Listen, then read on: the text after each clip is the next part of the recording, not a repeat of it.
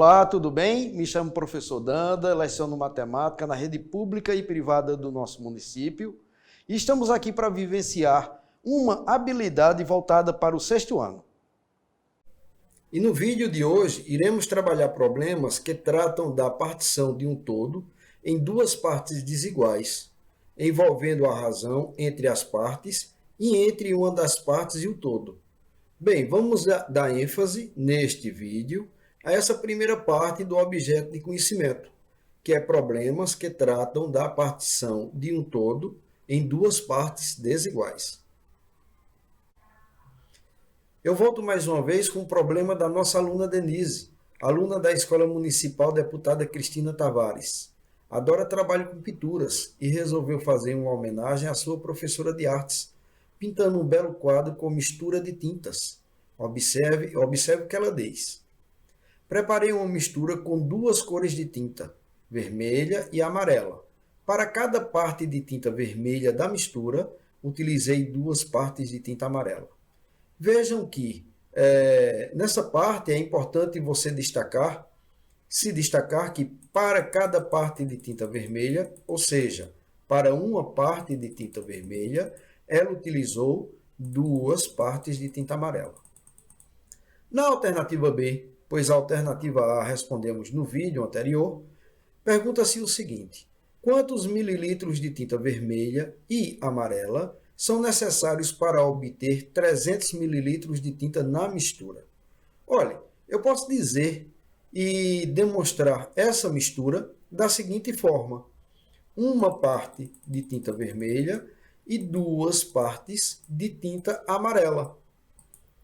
E já que um total de 300 ml ou 300 mililitros, então eu posso dizer que essas três partes juntas vão conter 300 mililitros de tinta. Isso significa que cada uma dessas partes vão conter 100 mililitros de tinta. E o que é que se pergunta aqui? Quantos mililitros são necessários, quantos mililitros de tinta vermelha e amarela são necessários para obter 300 mililitros de tinta na mistura? De tinta vermelha, eu posso dizer que eu tenho uma parte de 100 mililitros. Então, 1 vezes 100 mililitros, 100 mililitros. E de tinta amarela, eu tenho duas partes, cada uma contendo 100 mililitros. Então, 2 vezes 100 mililitros, 200 mililitros. Observem que quando eu chego a esse resultado, 100 ml de tinta vermelha e 200 ml de tinta amarela, eu estou tratando da partição de um todo, que são 300 ml de tinta, em duas partes desiguais, 100 ml para tinta vermelha e 200 ml para tinta amarela.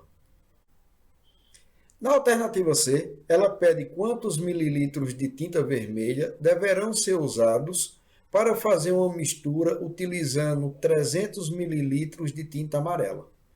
Vejam que é importante frisar que para cada parte de tinta vermelha, ou seja, para uma parte de tinta vermelha, vou utilizar duas partes de tinta amarela. Então eu posso dizer que essa representação é a representação total da mistura. Uma parte de tinta vermelha e duas partes de tinta amarela. A pergunta C está perguntando quantos mililitros de tinta vermelha deverão ser usadas para fazer uma mistura utilizando 300 mililitros de tinta amarela. Isso significa que essas duas partes somam um total de 300 mililitros. Ou seja, eu posso concluir que cada uma delas, já que são partes repartidas igualmente, contém 150 mililitros. Danda, se são partes repartidas igualmente, então essa daqui vermelha, essa parte vermelha, também deverá conter 150 mililitros. Então eu posso dizer que eu tenho uma vez, ou seja, uma parte de 150 ml, que é igual a 150 ml. Na alternativa D, ele pergunta qual o total de tinta em mililitros obtido na alternativa C. Vou voltar aqui o que nós fizemos lá na alternativa C, não é? Foi esse diagramazinho aqui, onde essa parte de tinta vermelha representa a parte de tinta vermelha da mistura e essas duas partes de tinta amarela representam as duas partes de tinta amarela. E podemos observar que cada uma dessas partes equivalem a 150 mililitros de tinta. Olha, se eu tenho 3 partes de 150 mililitros, então eu posso dizer que o total vai ser 3 vezes 150 mililitros, ou seja, 450 mililitros. Bem, eu trago mais uma vez a nossa receita de pizza, né? De massa de pizza, sendo que desta vez gostaria de frisar que ela contém 750 gramas de massa. E que continua ainda com os 2 ingredientes, né? 1 xícara de iogurte natural grego e 2 xícaras de farinhas de trigo com fermento. Mas se por um acaso fosse perguntado quantas gramas de iogurte e de farinha de trigo é necessário para essa receita?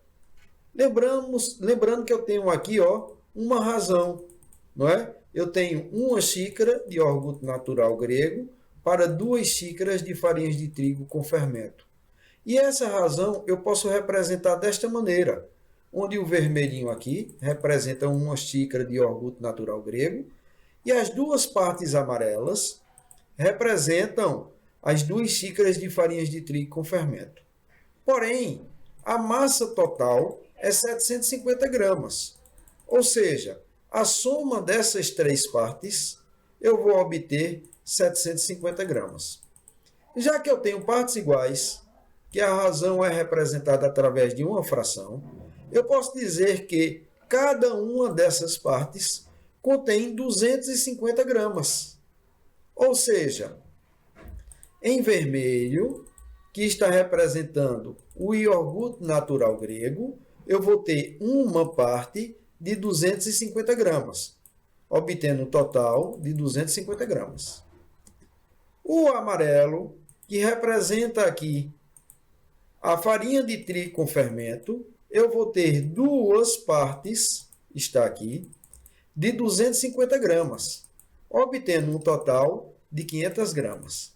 Então, quantas gramas de iogurte e de farinha de trigo é necessário para essa receita? 250 gramas de iogurte e 500 gramas de farinha de trigo.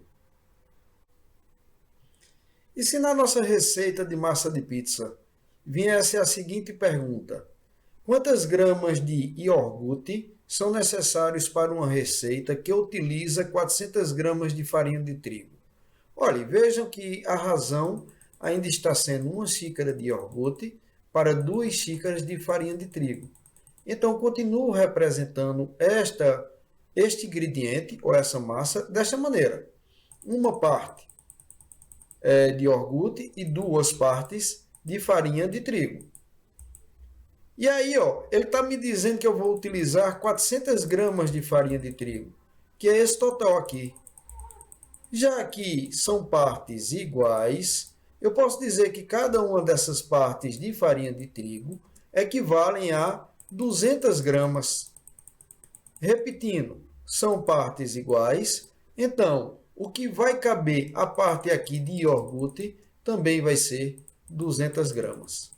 Então, minha resposta é que eu vou ter uma parte de 200 gramas igual a 200 gramas. Eu vou utilizar, na realidade, 200 gramas de iogurte. Bem, meninos, encerramos a nossa videoaula por aqui. Eu agradeço muito a oportunidade de estar com vocês. Bons estudos e até a próxima.